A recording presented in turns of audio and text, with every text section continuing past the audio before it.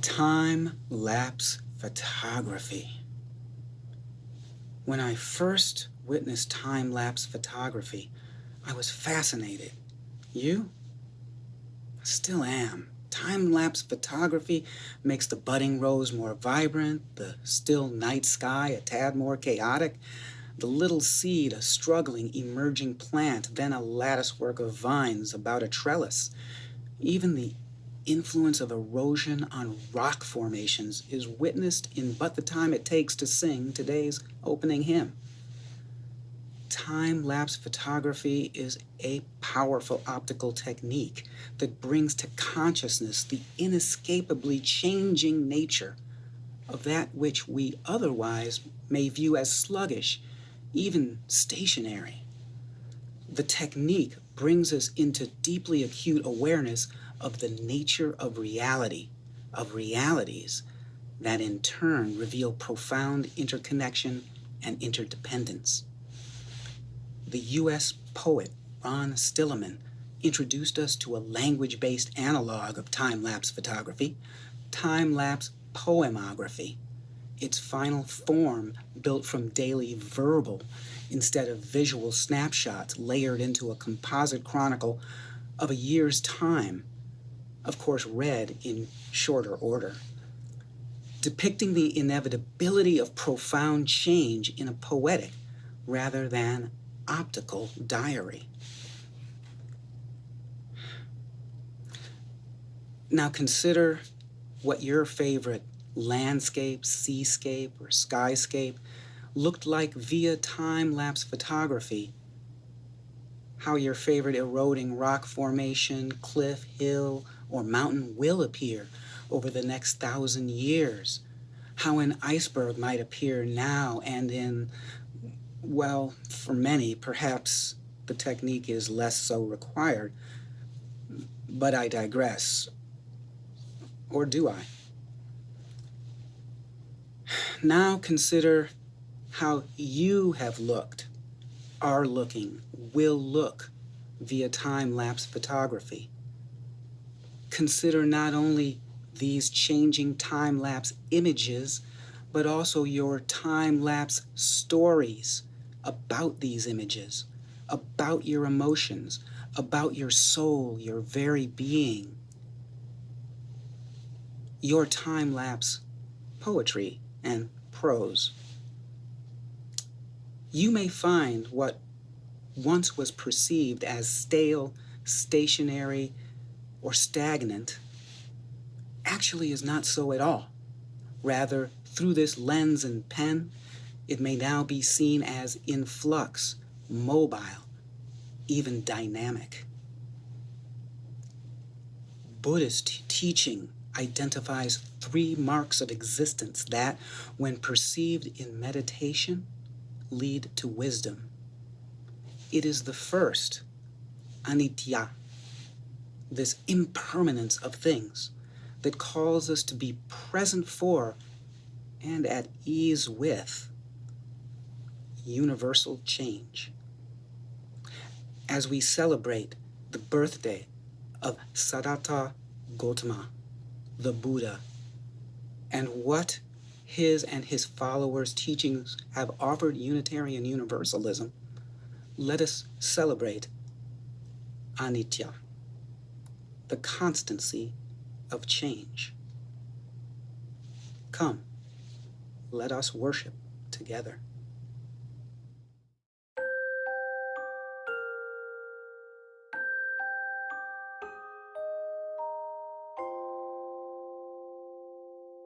Good morning and welcome. What a delight it is to be joining together for worship in our virtual sanctuary this morning. We light our flaming chalice, symbol of our Unitarian, Universalist, liberal faith, with words from the Bodhisattva vows. If you have a chalice at home, you're invited to light it at this time.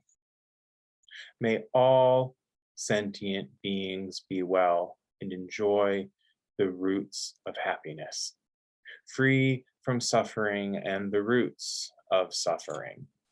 May they not be separated from the joy that is beyond sorrow. May they dwell in spaciousness and equanimity, free from craving, fear, and ignorance.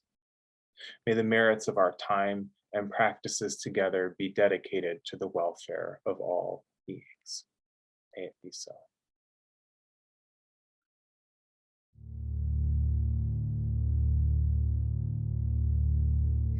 Be lamps unto yourselves,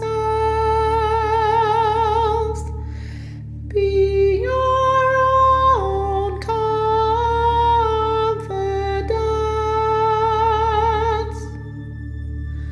Hold to the truth within yourselves,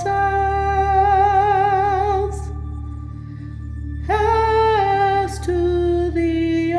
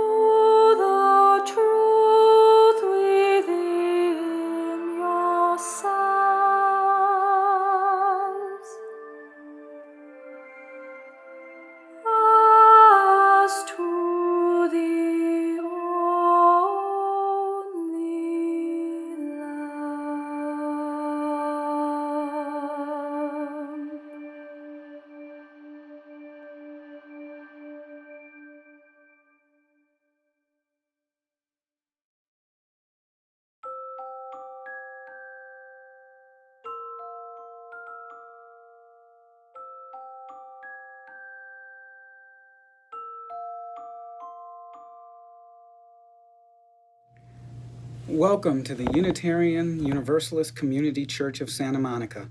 I'm Leon Henderson McLennan, your worship associate. Our entire worship team is delighted to be joining you in our online sanctuary this morning. If you are new to our community, please know that while our building is closed, our community is still open. There are many ways to learn more about us and become involved. We offer many programs to serve the needs of our congregation and to be of service to the wider world.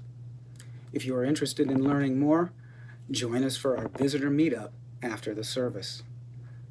Unitarian Universalism is not defined by creed or dogma, but is guided by principles that affirm the worth and dignity of every person. We encourage an individual search for truth and meaning, and we honor the wonder of existence, and we believe that we are all connected to each other and to the interdependent web of life. Our beliefs are drawn from scripture and from science, nature and philosophy, personal experience, and ancient tradition. We are an open, affirming, and welcoming congregation. We are diverse in backgrounds, social locations, gender identities, ethnicities, sexual orientations, spiritualities, and philosophies of life. We are united in our desire to create a diverse, beloved community, to live the principles of our faith, and to serve the wider world. As we begin this morning, we want to acknowledge that our church building and the homes of most of our members are on the traditional, ancestral, and unceded land of the Tongva people who live here and have cared for this land for thousands of years. We recognize and mourn the harm inflicted on the indigenous people of this country. We lift up their grace, resilience, and relationship with these sacred lands. We have so many interesting activities going on at church. The Spring 2021 Dining for Dollars auction is now open. Church members are offering online events like wine tastings as well as arts and crafts for sale. Bidding will continue 24/7 from now until 1 week from today, next Sunday at 8 p.m. on our auction website, Auctria, AUCTRIA.events/UU Church of Santa Monica. This link can be found in your Thursday announcements and elsewhere on the site. If you want to know more, please join us in coffee hour after the service. Carl, Pat, and Greg will be on hand in a breakout room to help you navigate this auction website. We'll show you how to register and start bidding. Remember, this is a fundraiser for our church, so bid high and bid often. And save the date. Our church will once again gather at our beloved UU camp at the Benaville Pines, September 17th, 18th, and 19th this fall. Stay tuned for details and ways to get involved. For more information about these activities, all of our other church events, and ways to get involved, please visit our website at uusm.org or our online newsletter at news.uusm.org. Today, please join us after the service for our Zoom coffee hour. There will be a number of breakout room options with different discussion topics, conversations, and opportunities to get to know one another more deeply. Links will be posted below as well as in our UUSM Facebook group. We look forward to sharing with you after the service.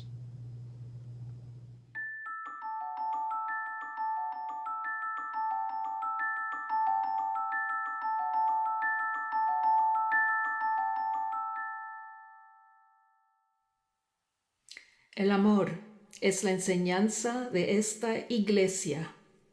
Love is the doctrine of this church.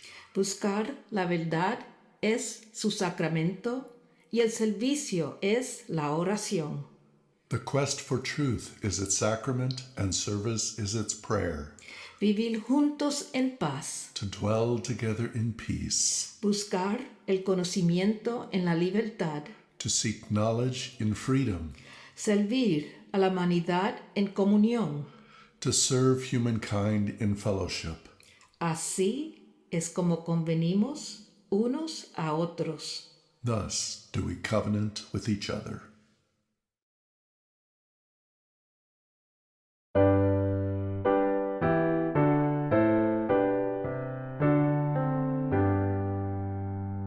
From all that dwell below the skies, let songs of hope and faith arise.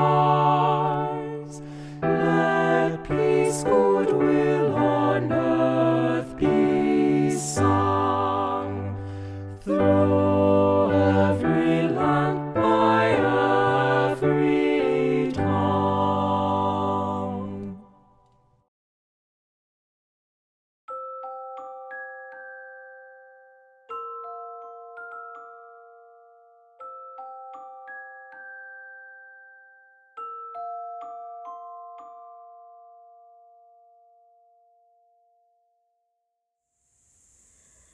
Good morning.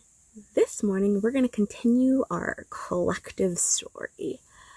Now, as a refresher, we have a group of brownies, the mini Girl Scouts, and Cub Scouts, the mini Boy Scouts, and it's the middle of summer and there's a magical tree. So those are our people, that's our place, the tree, and our time, summer. And last week we said that, every good story needs a conflict. But what we said was conflicts aren't fights. It's not about name calling or pushing or shoving. A conflict, in our case, is a set of potential wants. So, the options that I gave were one group wants one thing and one group wants the other. And those two things are opposing. The other option was one group wants one thing, one group wants the other, but they need one thing in common to do their different things.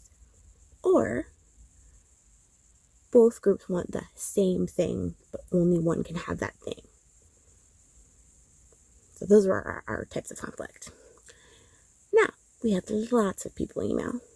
Like so many people email. Please continue to email all of your ideas. They're great. And so we pulled a little out of this hat, and we pulled a little out of this hat, and we put together a conflict. So the brownies always camp out by this magical tree. Like, this has been their thing for generations of brownies. The brownie leader, her brownie leader camped out there, and her brownie leader's brownie leader camped out there, and so on and so forth. It's really peaceful for them. They learn all about the magic of the tree, and they make s'mores, and they tell stories, and they go swimming a little ways away from the tree, and it's a nice, calm summer. Well, our Cub Scouts, well, thanks to California, their campsite was burned out. So they had to find somewhere new. And there's this whole campsite around this magical tree, but the Cub Scouts have decided they want this spot. Now, there's only enough space for 12 scouting tents and 2 adult tents. But there's 24 Cub Scouts and there's 24 brownies. Also, the brownies don't necessarily want to share the cool magic and fairy lore that they learn from this magic tree. They want to spend their summer the same way they spent their summer forever. And the Cub Scouts also want this spot. It's nice and shady. It's near the showers. It's near the lake. They want to have a good time this summer, and they don't see why the Girl Scouts can't just give up their spot for one summer. It's not like it's the Boy Scouts' fault that they don't have a campsite. And so, on the first day of summer, right underneath the magic tree, right where all the tents should be set up around the campfire, meet the Cub Scouts and the brownies. And that's where we're at. That's our conflict, right? Now, Our conflict also includes motivation in this case. The Girl Scouts want to stay here because they want the magic and they want to learn the magic and they were here first. The Cub Scouts want to be here because, well, they have nowhere else to go and it's convenient. So we have our conflict, we have our motivations, and now we get to decide what happens next. What is one reason and one action that each group can have? So, pick a reason. Maybe one of the motivations that I listed for the Cub Scouts or the Girl Scouts, and one action they can take to express that motivation. So, say, the Boy Scouts are like, yo, it's super convenient to the showers. And, well, what can they do besides just saying that? How else can they express that? And that's what y'all should email me. So, what are some other motivations? And what are some interesting ways you can express your motivations and make yourself heard? I can't wait to see what you email me, and I'll see you next week.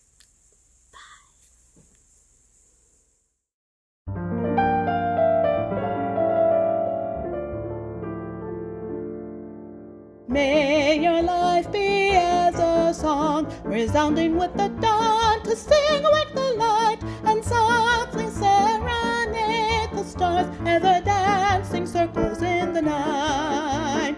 May your life be as a song, resounding with the dawn, to sing awake the light, and softly serenade the stars, ever dancing circles to sing awake the light, ever softly serenade the stars, ever dancing circles in the night.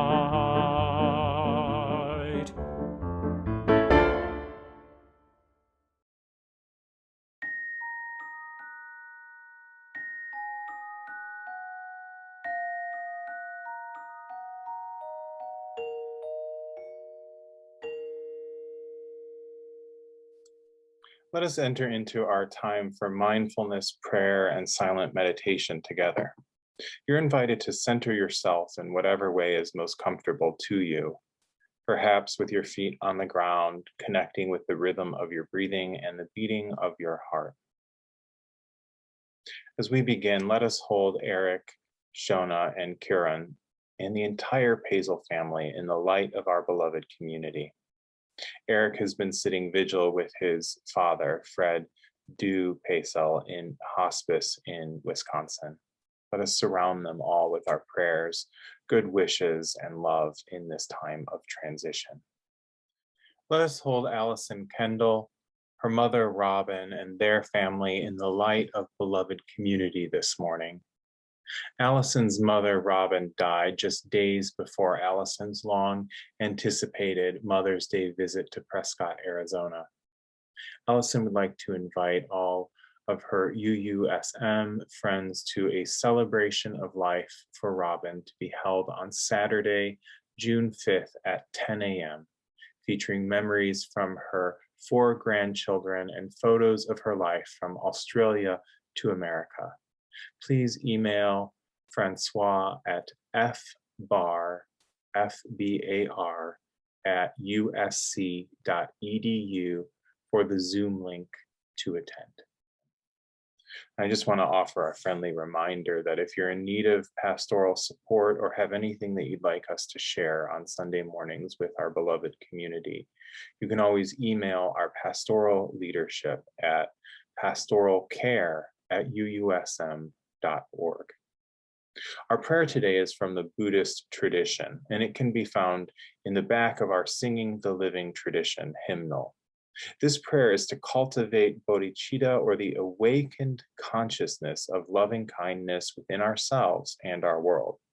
You may wish to inwardly recite these verses after me to aid in this cultivation.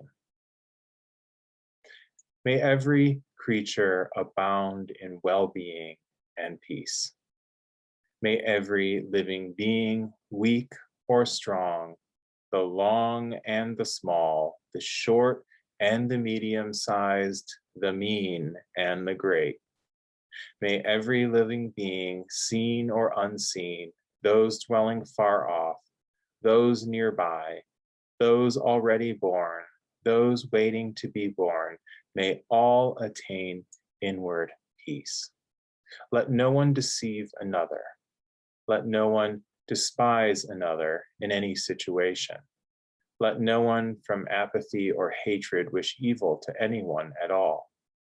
Just as a mother with her own life protects her only child from hurt, so within, let us foster a limitless concern for every living creature. Display a heart of boundless love for all the world in all of its height and depth and broad extent. Love unrestrained, without hate or enmity. When we stand or walk, sit or lie, until overcome by drowsiness, may we devote our consciousness entirely to this. It is known as living the life divine. Let us meditate together in the beauty of silence for a few brief minutes. I will sound a bell to begin and end our time for silent meditation.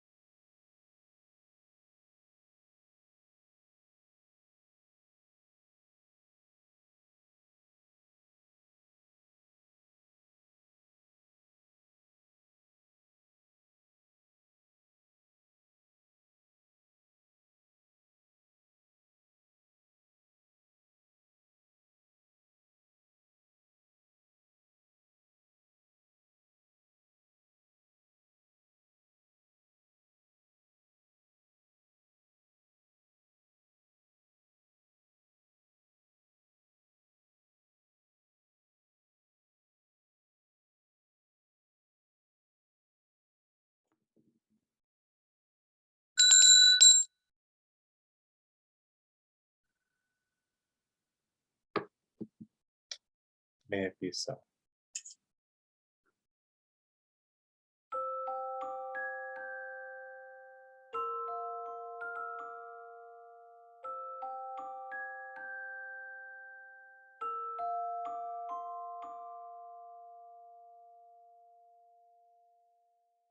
In the ancient Jataka tales of the Buddhist tradition, there's a story about a being who's condemned to the lowest of the hell realms for having committed great evils that caused unprecedented suffering during their lifetime.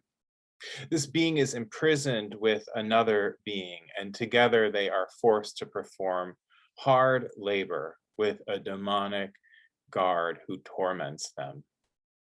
The realm is described as being simultaneously scorching hot and icy cold. It is a place of immense suffering as the beings are continually prodded by the guard so that they are always in pain and cannot rest. One day, the being wishes that the guard would not be so cruel to his companion and decides to stand up to resist the guard. Furious, the guard stabs him in the chest, and he dies and is freed from the hell realm and reincarnated again on the earth. The seed of empathy and compassion blossomed within him and would inspire his companion also to resist the torment and also be freed from this realm. In acting upon his empathy with the suffering of another, this person begins the journey to mend the wrongs of previous lives, and he established the flow of dharma or righteousness that over time would become a wave of compassion, liberating countless beings in innumerable worlds. This being would cycle through lifetime after lifetime and would eventually incarnate in the 5th century BCE in the royal Shakya lineage and be given the name Siddhartha Gautama. Now, Siddhartha would find himself born into a life of extraordinary privilege and luxury, sheltered from the suffering in the world around him. Legends recall that as a young adult, he grew disillusioned with his royal life and wanted to venture out beyond its confines to experience life beyond his privilege. In this venturing out into the real world, he witnessed old age, disease, and death. And this caused him to renounce his royal life and begin his spiritual quest. He found great masters of yoga who taught him he could realize divinity through intensive meditation and extreme practices of self-neglect. He went to live in the jungle to spend his time in these excessive spiritual disciplines, such as fasting to the point of near starvation. His extreme yogic practices were of no use, however, as they never led him to the spiritual emancipation he was speaking. He could meditate day and night, eating very little, if anything at all. He would recite the sacred verses and perform the rituals of the holy people, but nothing changed. In one story of his enlightenment, he's so frail and weak that he falls into a stream while attempting to cross it, and he's instantaneously enlightened and remembers all of his past lives, stretching all the way back to the moment on his journey to enlightenment, when that journey began, not when he became disillusioned with his aristocratic life, but many, many lifetimes before, when he was a condemned being who felt compassion for his companion in the underworld.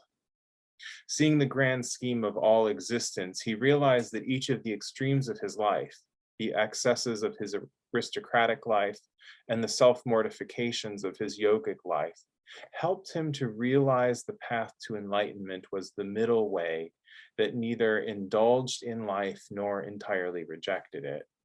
He would begin teaching this middle way to others, quickly gaining converts, and what we now know as Buddhism would be born. And, I would note that stories like this aren't necessarily meant to be understood as historical narratives, but rather as composites of many stories that are often told as metaphors to convey spiritual truths. Buddhism is a religion that I first fell in love with 25 years ago when I first became a serious student of religion. What first attracted me to the Buddha Dharma was its insistence on employing a scientific method to discover spiritual truths. There was no unquestioning faith, no incorruptible dogma, no outside authority to tell one what to believe or how to practice one's religion. It was quite different from the Christianity of my upbringing, as it remained open to integrating new knowledge and evolving over time.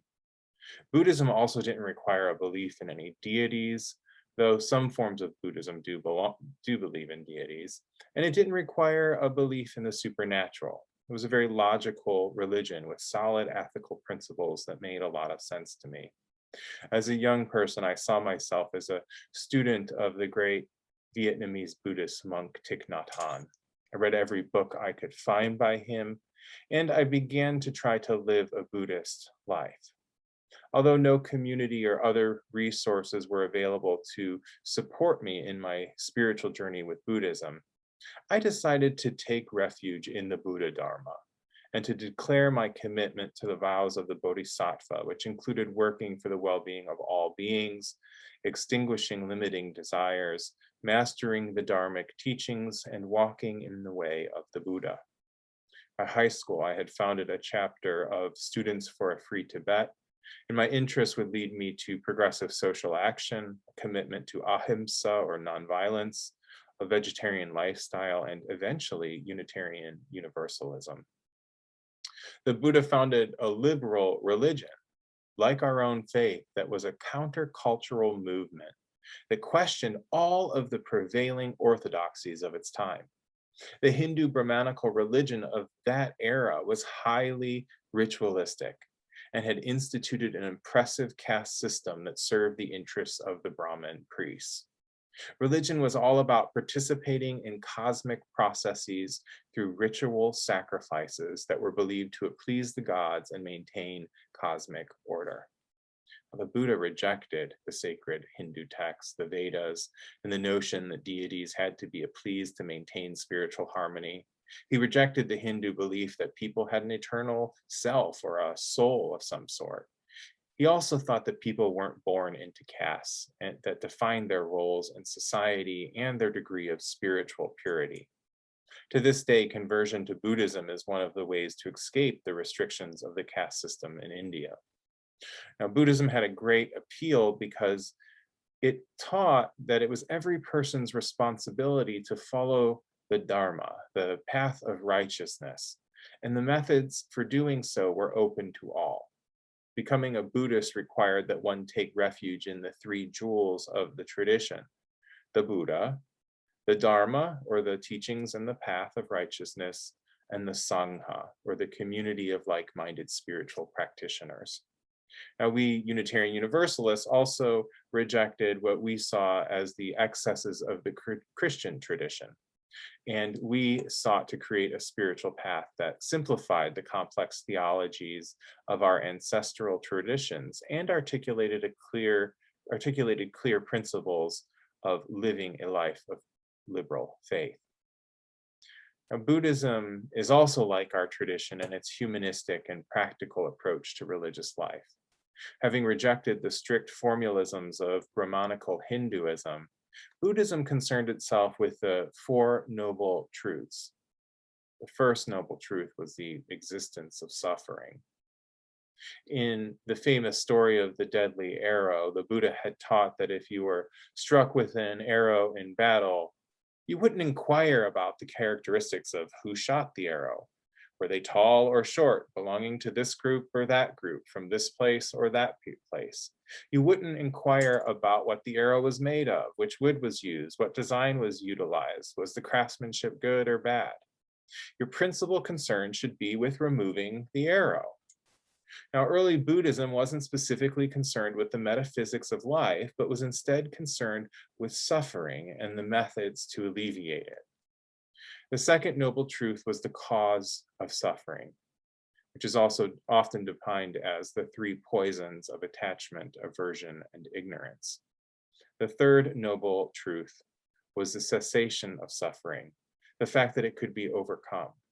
And the fourth noble truth was the eightfold path that leads to the cessation of suffering.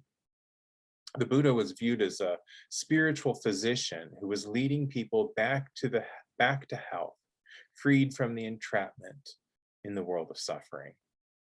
Suffering was the disease, its origins was the diagnosis, eliminating it was the cure, and the Dharmic path was the treatment. If you've noticed the Dharma wheel flag hanging in our sanctuary to symbolize Buddhism, the Dharma wheel has 8 spokes which represent the eightfold path of the treatment, namely right view, right intention, right speech, right conduct, right livelihood, right effort, right mindfulness, and right samadhi or insight. By being attentive to each of these dimensions of one's life, one could walk in the way of the Buddha and follow the Dharma to liberation from the world of suffering, attachments, fears, and illusions. Liberation now, from the Buddhist perspective, is extinguishing ignorance, attachment, and aversion, and entering nirvana. if we're no longer pushed about by the forces of attachment and aversion or the karma of our lives and the world, we gain freedom to exist without these undue influences. Likewise, if we begin to perceive reality as it is, we dispel our ignorance and we gain a clear awareness of the whole of existence.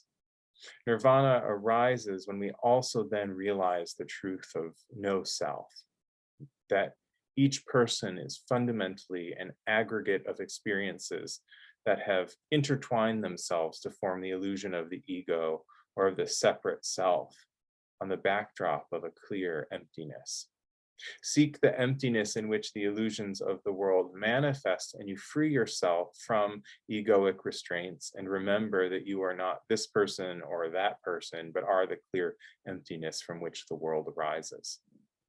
Now, Buddhism also postulated that if you realize all of these truths, a great compassion will arise that inspires one to take the bodhisattva vows of the enlightened Buddhas who return to help free those still stuck in the world of suffering.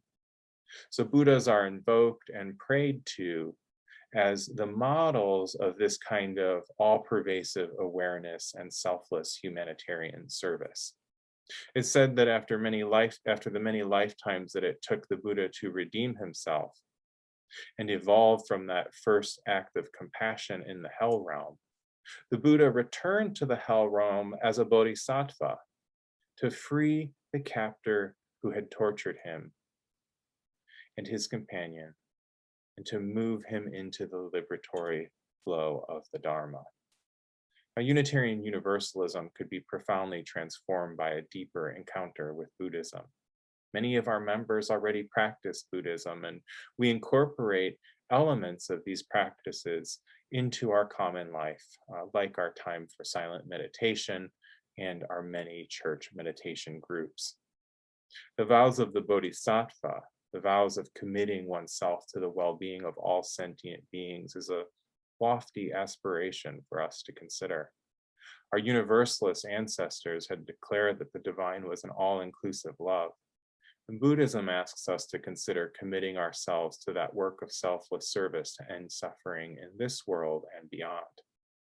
Let us receive these teachings from this great sage as we continue to expand the reach of our love, mindfulness, and compassion to encompass all of being. May it be so.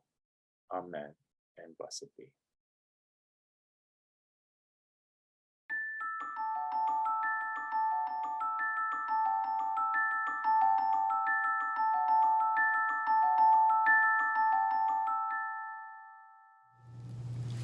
We are a community that works for more than ourselves. This month, we pledge 50% of our offerings to Clergy and Laity United for Economic Justice, or CLUE. CLUE brings together clergy and lay leaders of all faiths with workers, immigrants, and low-income families in the cause of a just economy that works for all and protects those most vulnerable. Our second UU principle is justice, equity, and compassion in human relations. And the work of CLUE is committed to that UU principle.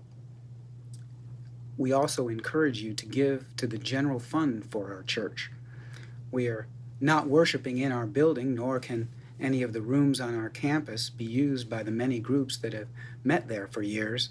So if you're able, and we know some of you are not, please give. There are 3 ways to give: over text, through our website, or by mailing a check.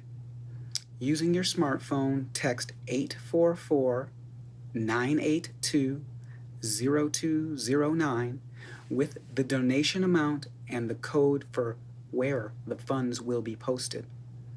To make a generous congregation contribution, use code GCC, or use the QR code that you see on your screen. On our website, you can make a one-time donation or set up recurring payments for your pledge or for another purpose. Your giving makes a big difference, and we thank you.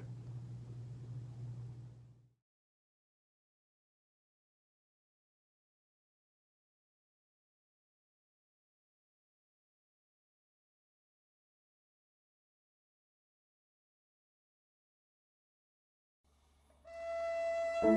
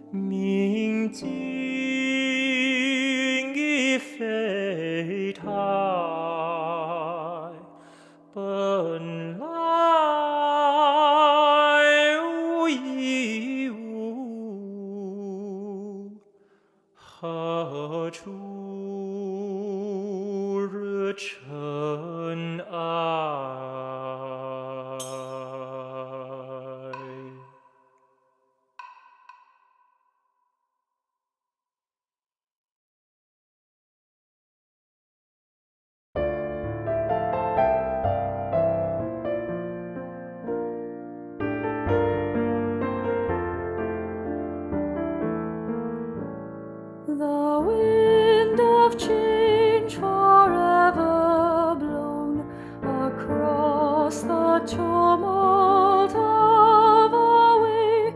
Tomorrow's unborn griefs depose the sorrows of our yesterday. Dream yields to dream.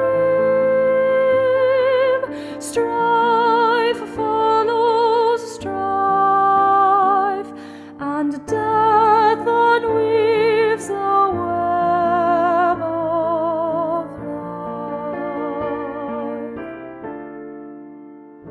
life. For us the labor and the heat, the broken secrets of our pride, the strenuous lessons of defeat, the flower deferred, the fruit denied, but not the peace supremely won. Great Buddha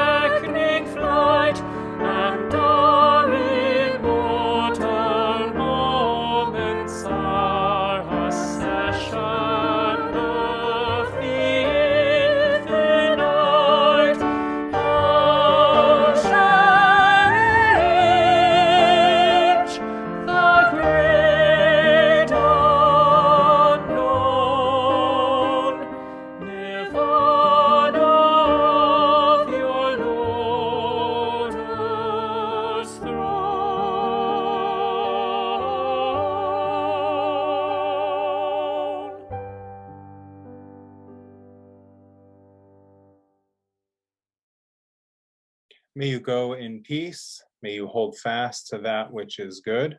May you return to no person evil for evil. May you strengthen the faint of heart, support the weak, help the afflicted, honor all beings. May you go and be blessed and be a blessing.